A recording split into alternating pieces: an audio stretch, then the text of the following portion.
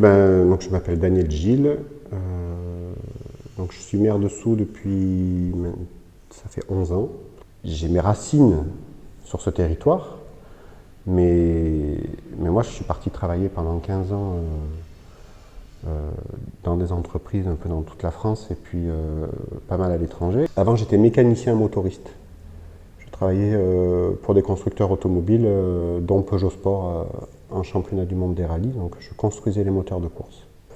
On faisait des courses d'endurance, les 24 heures du Mans, les Zébrines, tout ça. J'en ai vraiment profité. J'avais un métier qui était passionnant, on avait beaucoup de pression, parce qu'il fallait des résultats. Moi je pense que c'est important que les jeunes ils bougent un peu avant de se poser. Moi en tout cas c'est mon expérience et j'en suis vraiment très très content. C'est un village, Soult, c'est un village qui a une très très grande richesse, d'abord par sa formation géologique, je dirais, par le synclinal, la forêt de Soult, qui est un peu déjà géographiquement, qui est le centre de qui est proche du centre de la Drôme, donc on le voit d'un peu partout. Quand on arrive à Soult, les gens qui viennent pour la première fois, qu'est-ce qu'ils font quand ils descendent le col de Lunel? Ils s'arrêtent au milieu de la départementale, ils sortent avec les appareils photo et en fait, c'est le paysage. Et ce paysage, il faut aussi qu'on le conserve. Après, les gens, quand ils se rapprochent du village, qu'ils rentrent dans le village, qu'ils découvrent l'intérieur du village, eh ben, ils trouvent que ce village, il a du caractère, il a de l'authenticité. Et ça aussi, c'est quelque chose qu'il faut arriver à préserver. Et le droit du sol, c'est lui qui décide de tout ça. De protéger le jardin qui est derrière l'église, de protéger, de mettre en espace naturel toute une partie du village, de maintenir en espace agricole des champs qui sont au bord du village, de ne pas mettre de nouveaux terrains constructibles qui seraient calqués sur des schémas que peuvent nous vendre des promoteurs sur des villas côte à côte. Voilà. Il y a des documents au niveau des communes qui peuvent avoir de très forts impacts, les documents d'urbanisme. Ces documents-là, pour moi, ce sont les documents qui actent politiquement le développement que l'on veut ou pas de notre commune. Parce que c'est ce document qui va donner le droit à construire, qui va donner le droit à créer, à dire où est-ce qu'on veut le tissu commercial. Est-ce qu'on le veut en cœur de village? Est-ce qu'on le veut au bord du rond-point, à l'entrée de la déviation? Et ça, ces prises de décision-là, elles peuvent complètement changer la configuration d'une commune. C'est mon deuxième mandat. Voilà. Donc de 2005 à 2008, j'étais adjoint, troisième adjoint. Le maire était Robert Schott. Et ensuite, j'ai fait mon premier mandat de 2008 à 2014, puis là de 2014 à 2020. Ça me plaît toujours autant, le lien, le rapport avec les gens, tout ça. À l'heure actuelle, je n'ai pas pris de décision. C'est parce que aujourd'hui, je n'ai pas trouvé d'équilibre entre ma vie familiale, ma vie professionnelle et ma vie d'élu. Entre le premier et le deuxième mandat, j'ai trouvé des outils qui nous ont permis, avec ma compagne, c'est le smartphone, l'agenda partagé. Déjà qui nous ont permis d'avoir une gestion de notre vie familiale et de notre vie professionnelle et de ma vie publique communale différente. C'est-à-dire que quand je prenais un rendez-vous, j'avais les rendez-vous de famille, j'avais les rendez-vous professionnels, donc je ne cumulais pas des rendez-vous le même jour à la même heure, où la priorité c'était forcément la mairie, et du coup tout le monde s'écrasait derrière moi à la maison pour que je puisse aller à mes rendez-vous à la mairie. Et donc ça, voilà, ça a été un bienfait. Alors mon premier mandat, j'en parlais tout à l'heure, c'est vrai que j'étais un peu flippé parce qu'avec tout ce qui s'était passé auparavant, j'ai eu du mal à déléguer. Voilà. J'ai eu vraiment du mal à déléguer et du coup, je prenais tous les sujets et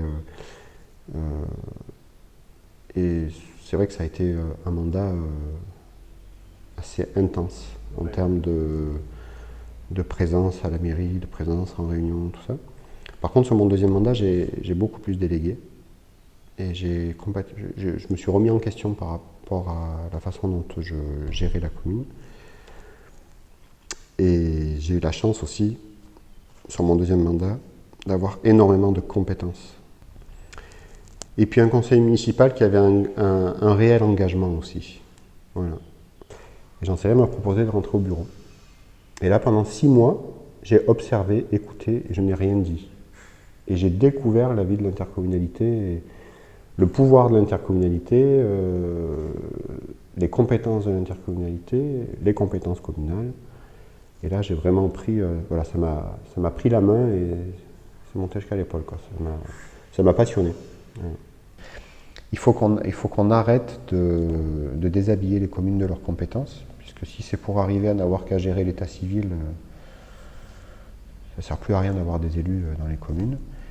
Et que là, les transferts de compétences de l'urbanisme, de l'eau potable, sur les intercommunalités, pour moi, c'est une énorme erreur. Ça va avoir une incidence à la fois sur la réactivité quand il y a des problèmes, sur le coût pour l'administrer, parce que l'eau va augmenter, c'est clair, et ça va avoir une incidence sur les budgets des communes.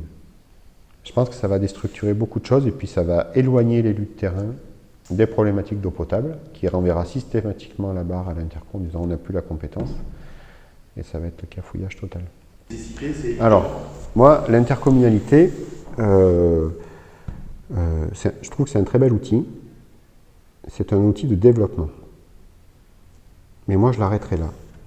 C'est-à-dire que l'intercommunalité, elle ne doit pas prendre la place des communes. Pour moi, il est important qu'on maintienne les communes. Alors, si des communes souhaitent fusionner, c'est très bien. Je veux dire, il faut qu'ils le fassent. Mais aujourd'hui, la législation, elle ne nous pousse pas à nous rassembler et à mutualiser, oui, mais pas à nous rassembler. Vous fusionnez Soussoyant en Francillon, vous n'arrivez pas à 1000 habitants. Ce qui fait que de 3 sièges à l'intercommunalité, vous n'en avez plus qu'un. Donc en fait, plus vous fusionnez les petites communes, plus la ruralité perd de la représentativité au niveau des intercos. Et ça, tant que ça ne changera pas, je veux dire, on n'est pas fou, quoi. Ils travaillent, c'est-à-dire qu'il y a le moment de la campagne, où il y a les tiraillements politiques. Voilà, là on va y rentrer, là, ça va envoyer. Il y a l'élection du président et des vice-présidents, mais ensuite il a su dire, bon voilà, la campagne elle est terminée, maintenant on a 6 ans devant nous, on doit travailler pour nos administrés dans l'intérêt général, donc on arrête les tiraillements, on arrête. Et là on a passé 6 ans, c'est merveilleux à la Communauté de commune du Val-de-Drôme, vraiment. On ressent à peine les rivalités droite-gauche, quoi. On ne les ressent pas. On ressent des rivalités plutôt entre communes limitrophes par rapport à des projets qui se font sur l'une et pas sur l'autre. Mais l'équilibre, il se fait. L'équilibre, il se fait. Voilà.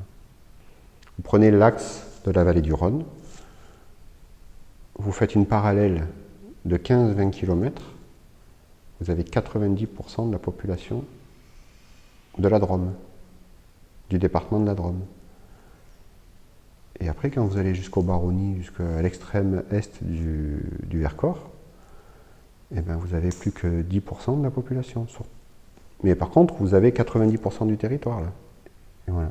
Et sinon, ce que je pense de l'intercommunalité, c'est qu'il faut qu'elle soit au service des communes et que ce ne soit pas l'inverse. C'est un établissement public de coopération intercommunale. C'est-à-dire que c'est à lui de coopérer avec les communes. C'est aux communes de prendre les décisions pour l'interco, c'est pas à l'interco de prendre les décisions pour les communes. Moi je suis conscient que le financement de la future cuisine centrale, la cantine dessous, c'est des fonds qui vont arriver de la fiscalité des Livronnais et des Loriolais, en partie. Par rapport à la communauté de communes du Crétois et du Pays de Saillant, c'est 2 cultures différentes dans la gouvernance, dans la gestion, voilà. Mais pour moi c'est le même territoire, c'est la même vallée et c'est d'une logique, mais il se trouve qu'en début de ce mandat j'ai été nommé rapporteur de la commission départementale de coopération intercommunale. du préfet. J'étais rapporteur du préfet en CDCI. Il a été dit, bon, mais il faut qu'on travaille sur les nouveaux schémas d'intercommunalité. Jacques Ladegaillerie, qui était en 2014, qui n'était plus maire de Loriol, mais qui était conseiller départemental, s'était exprimé en disant qu'il y avait une aberration dans la vallée, c'était la communauté de communes du Val-de-Drôme et la communauté de communes du Crétois, voire même le Diois. Comment les administrés dessous peuvent se dire qu'ils n'appartiennent pas au territoire de Cré. Et la 3CPS, ben oui, c'est d'une logique, c'est qu'une frontière administrative en fait, mais qui est, sur le plan économique, elle est complètement absurde, et sur le plan des déplacements aussi, et sur le plan du tourisme aussi, puisque les touristes, ils passent d'une communauté de communes à l'autre sans s'en apercevoir, et ils n'ont plus les mêmes interlocuteurs au niveau des hôtels, au niveau des hébergeurs, au niveau de... Par exemple, on a sorti le guide des producteurs, Cré n'a pas voulu y participer. Donc on a tous les producteurs de la Gervanne et du Roubion sur le livre, et au milieu, on n'a pas les Crétois,